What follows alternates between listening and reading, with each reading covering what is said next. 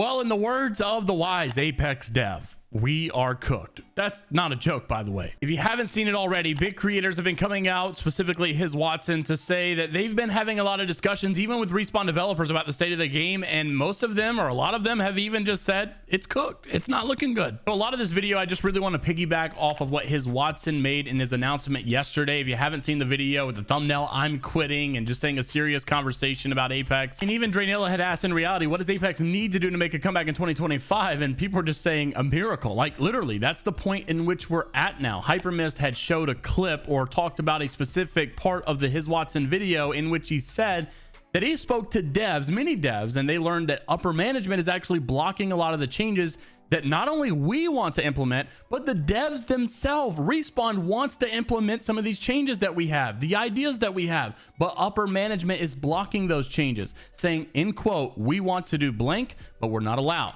All of our suggestions fall on deaf ears. That's why you have some of the devs coming out to quote, we are cooked, like it's over, like it's not looking good. My raw thoughts on a tweet earlier were just saying that Apex fans are in their biggest told you so moment right now. It's not arguing back and forth whether or not the game is dying. It clearly is. But this is coming after we have suggested very specific things over and over for years and years, and we never got any of it. We just got sold. So many microtransactions. I don't think the game is just dying. I think a lot of the damage has been done, and any recovery from this point will just be minimal compared to the previous heights. It's hard to believe that no big creators or pros are going to leave after champs next month, and if things don't get drastically different, we are cooked. I think the last line of hope is really just having one of these developers willing to lose their job or something just by standing up to whoever this upper management is and just lay it down. Look, the game is going to absolutely be cooked unless you stop ignoring us. We now know that that is somewhat the environment, I guess, that's going on. The devs want to do things, it's getting blocked, it's falling on deaf ears. So it seems like the next line of defense is either let the ship sink or just stand up and take the risk and see what happens. So in one of the first statements His Watson made in this video, he talked about the audience that Apex is trying to appeal to, and this could be a large reason as to why the game is experiencing such terrible lows. Here's what he had to say. Let's start with what has become the absolute #1 reason why I think the game has fallen to such a low, and I'll use an example. Take Skyrim.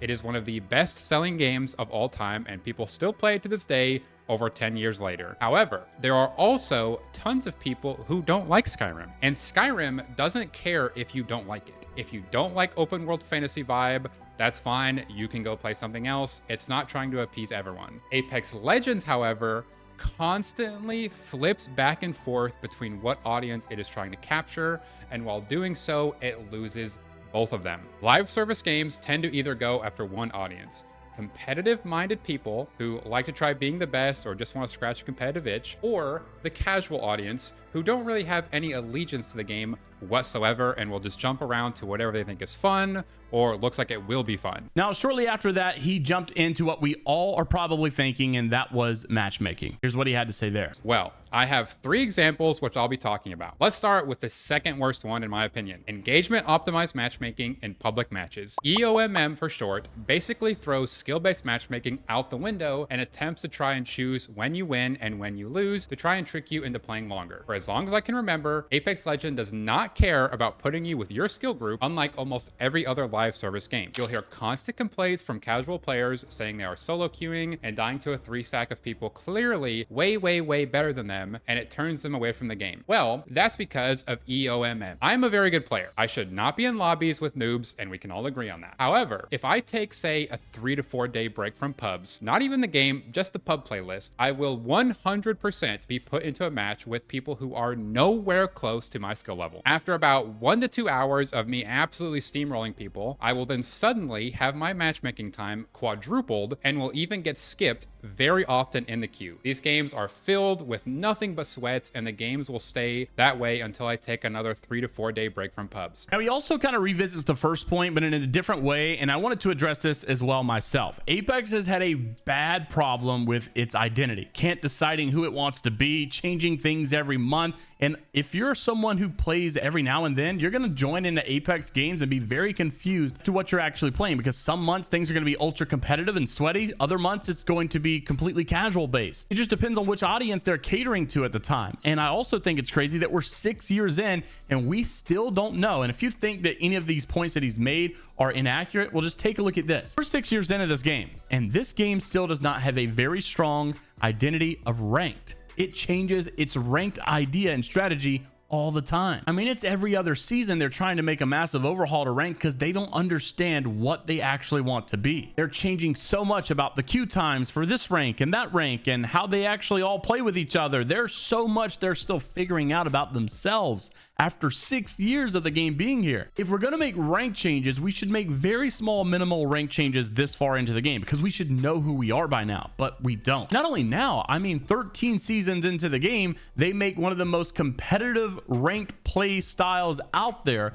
and this format was very loved by pro players, very hated by casual players, and that's fine. We understand that there are differences out there, but 13 seasons in, they were still making these massive overhaul changes, and that didn't work, so they flipped back, and they've been doing something similar ever since, making a little bit more competitive, a little more casual, then more competitive. This year we're going to go super pro mindset. Now, no, they're switching back. It just always changes. They can't find out who they are or who they want to be. Now, the next point is something that many creators have drawn attention to. His Watson echoes this, but I heard it first from Mandy months ago, and that is the fact that EA has basically had a child of Apex Legends that they never really wanted. They launched this game of a moderately successful franchise in Titanfall, which we all know was very fun if you actually played it, and many people that were a part of that community would say it was the greatest game ever. But obviously, compared to other games out there, the numbers weren't as big, but it was definitely well known, and many people definitely enjoyed it. They launched Apex as this Hail Mary idea, and it basically blew up way beyond their expectation, and they were not prepared for it. This is where his Watson points some blame to EA Greed for having a big problem in this. So that's great.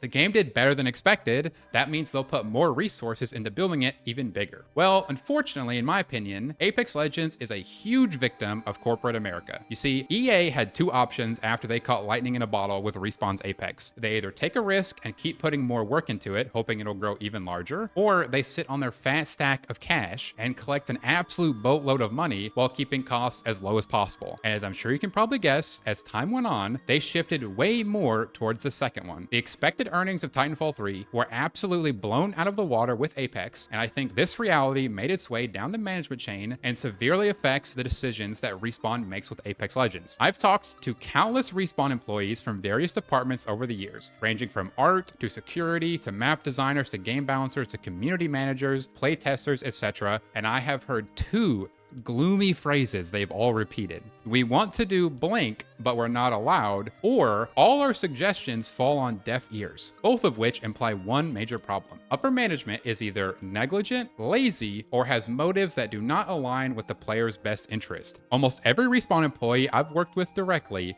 was absolutely dripping with talent and passion for the game, but they're being actively suppressed by the people above them on the totem pole, and it has been incredibly sad to listen to them slowly lose passion for the game, and most of them, quite frankly, sound like they've given up at this point. Now, lastly, as we send the video out, I want to just basically roll this last part of his video that I completely agree with. User-generated content, modded versions of the game where the users can literally create whatever they want. You take a look at Minecraft, you take a look at other games out there, Counter-Strike, which has obstacle courses, surfing modes out there. It's endless, and the developers don't even have to create it. They just have to create the basis, the platform in which we can create everything for them. Fortnite's doing it now, and it's successful, and the people that are creating the creative modes on there are actually making a lot of money. Oh yeah, by the way, Fortnite rewards those people that are creating good content. Who would have thought that was a good idea? So his Watson jumps into the R5 Reloaded conversation and why in the world they're suppressing it. I don't understand, but here's what he had to say. Roll the clip. There's one final thing that I think really sealed the nail in the coffin for my love for Apex, and that's the active suppression of community-made content. Almost every game that has stood the test of time has had user-generated content. Minecraft is the most popular game of all time because you can literally do whatever you want. You can build anything you can imagine, and anything you can't build, you can easily mod into the game. Fortnite has a whole catalog of user-made maps with millions of players. Apex Legends has, like I said, actively suppressed all community-made content. There is a modded version of the Apex client where you can kind of sort of make stuff if you know what you're doing. Anyone that has any sort of involvement in this is is literally shunned by Respawn. If you're an EA creator and you even talk about R5 Apex, you will be kicked out of the program. I tried hosting a $1,000 tournament in this modded version of the game, and I was handed a cease and desist by an EA lawyer in less than a week.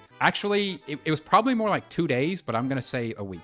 And of course, they have every right to do this. But the thing is, they're suppressing community-made content while simultaneously not releasing any of their own. It's no coincidence that the most watched and supported aspect of Apex is ALGS, because it is literally the only outlet for players to do something bigger than the game and create storylines and content that aren't shackled to only trios and ranked and are twice a year new temporary game mode that usually sucks. So if you agree or disagree with any of these topics down below, let me know. And I would like to see where you guys are at right now with the current state of Apex. I will say, just like his Watson, I've also spoke with some of the devs. Like I commented on his post like a week ago, they're all echoing the same thing. It seems like a lot of them want to make the changes that we are asking for, that we talked about. They're players of the game themselves, and they want to make some of these good ideas come to life, but it's just being shot down. It's unfortunate. I do think the game can get better. I don't think it'll ever get as big as it once was. My main concern is, even if they do make good changes, they may wait too long, and they may wait after some of these people leave the game at the end of the year. Like, I really think a lot of people will be announcing their retirement at the end of January, because once the World Championship is over, people are making roster changes. Some people are not going to come back. They're just going to make their decision there. I think that's going to happen. Let me know what your thoughts are down below. Like and subscribe if you want to stay up to date with what's going on in the world of Apex Legends news, drama, stories, and much more. And until the next time, we'll see you all later.